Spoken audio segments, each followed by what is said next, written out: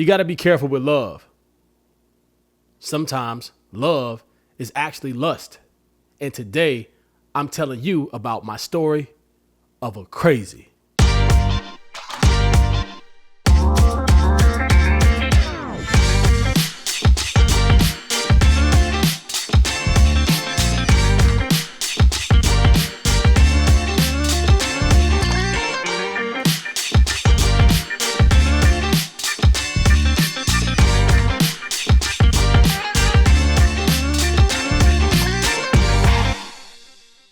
Welcome back to the Jamad Show, man. Thank y'all for tuning in to another awesome episode. And I got to give and show love to all the supporters.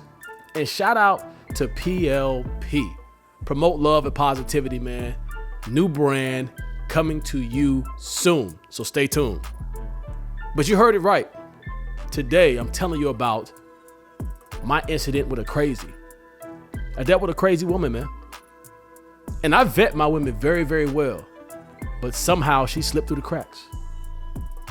Who would have thought? Right, Keith, what a crazy. So my story about this, man, is to be careful, right? Vet your people very, very seriously. Don't take that process lightly.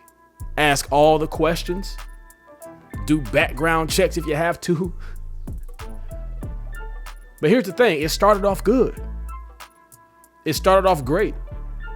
Cool vibe, good energy, good person.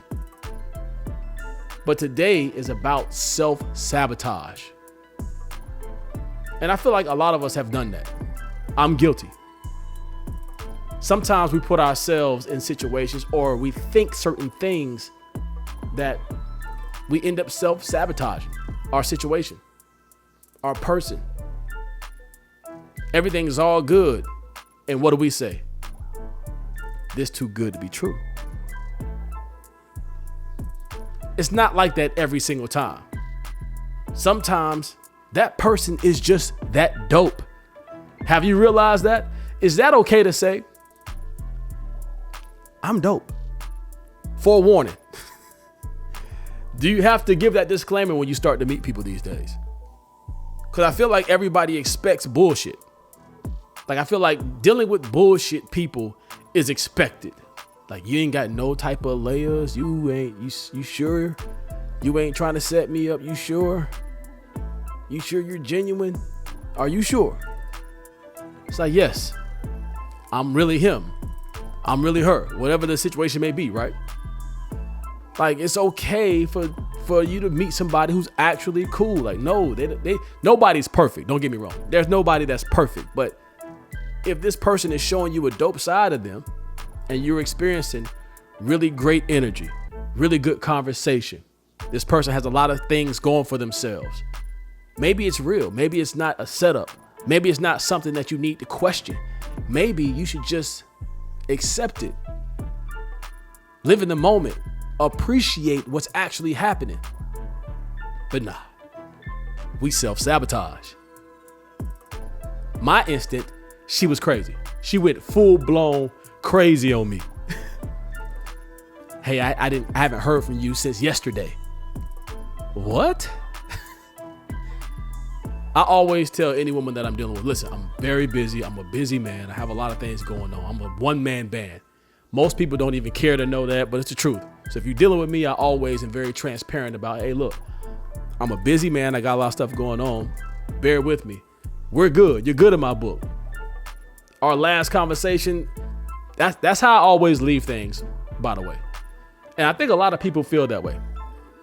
If me and you left off on a good note, as far as I'm concerned, we're good. Something may have came up. It could even be somebody else. But as far as between us, things are good. There's not an issue. But not everybody reads the room that way, right? It's always like it's an issue with something. It's like, nah, we're good. And it's a very interesting fact for me. Self-sabotage. At that moment, I knew it was done.